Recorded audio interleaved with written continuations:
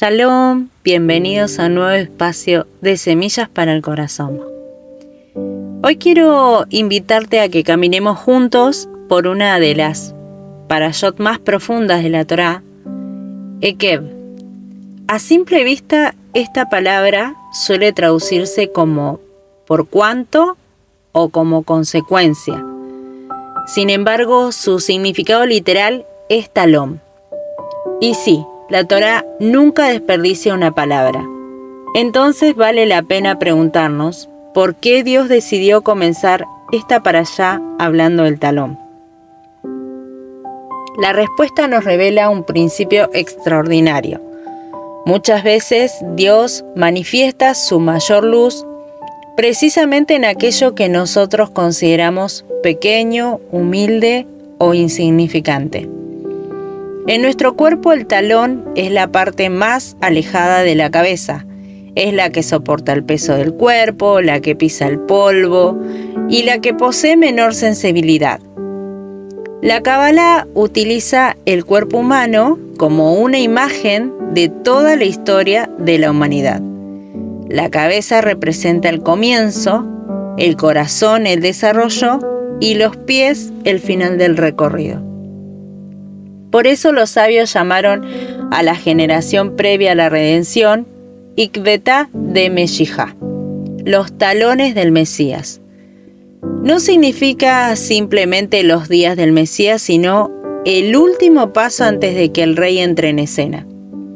Como una mujer que antes de dar a luz experimenta las contracciones más intensas. El mundo atraviesa tiempos de dolor antes del nacimiento de una nueva realidad. Y Yeshua lo expresó cuando dijo: todo esto será principio de dolores. La palabra griega utilizada allí, Odín, significa justamente dolores de parto. No está anunciando el final de todo, sino el comienzo de algo nuevo. Tal vez por eso muchas personas se preguntan: si Dios está obrando, ¿por qué parece aumentar la maldad? La Kabbalah responde con una imagen preciosa. Justo antes del amanecer, la noche alcanza su momento más oscuro. No porque el sol haya desaparecido, sino porque está a punto de salir. El profeta Isaías dice: porque he aquí que tinieblas cubrirán la tierra, pero sobre ti amanecerá Adonai. Si observamos el orden, primero las tinieblas y luego el amanecer. La oscuridad no contradice la llegada de la luz, muchas veces la anuncia. Eso cambia nuestra manera de mirar las crisis, las noticias o la confusión de este tiempo. Dios sigue gobernando la historia y ninguna oscuridad puede apagar la luz que Él prometió revelar. Es interesante también que la primera vez que la Biblia menciona un talón sea en el jardín del Edén. Allí Dios le dice a la serpiente: Él te herirá en la cabeza y tú le herirás en el talón. La serpiente solo puede alcanzar el talón, nunca la cabeza. Los comentaristas mesiánicos ven este pasaje como un anuncio profético del Mesías. Yeshua sería herido, sufriría y sería rechazado, pero finalmente aplastaría el poder de la serpiente. Lo que parecía una derrota terminó siendo la mayor victoria de la historia. Y ese mismo principio también puede verse en nuestras vidas. Muchas veces las heridas que hoy no entendemos son el lugar desde donde Dios manifestará mañana su gloria. José fue vendido antes de gobernar. David fue perseguido antes de reinar. Yeshua fue crucificado antes de ser exaltado. En el reino de Dios, muchas veces la cruz precede a la corona. También el propio Mesías nos enseñó este camino. Muchos esperaban un rey poderoso, pero llegó un carpintero.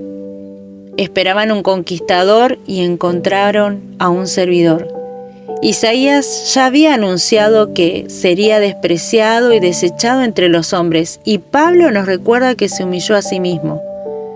La humildad no significa pensar menos de uno mismo, sino dejar espacio para que Dios ocupe el centro.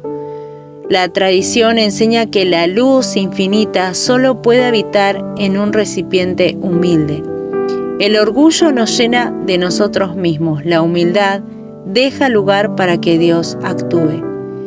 Quizás por eso uno de los gestos más conmovedores de Yeshua fue arrodillarse para lavar los pies de sus discípulos. El Mesías decidió tocar el lugar más bajo del hombre. Pedro esperaba una experiencia gloriosa, pero Yeshua comenzó por los pies. Y así sigue obrando también con nosotros. Nosotros queremos que transforme nuestros grandes sueños, mientras Él comienza transformando nuestros talones. La paciencia con nuestros hijos, la manera de responder cuando alguien nos hiere, la fidelidad cuando nadie nos ve, el perdón cotidiano y las pequeñas decisiones que parecen no tener importancia. El reino siempre comienza transformando nuestro caminar.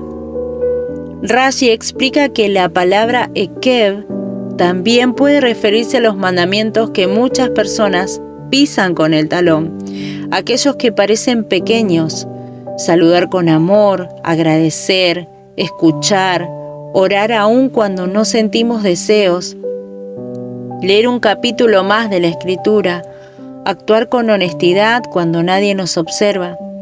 Nosotros buscamos grandes momentos espirituales, pero Dios forma grandes personas mediante pequeñas obediencias repetidas.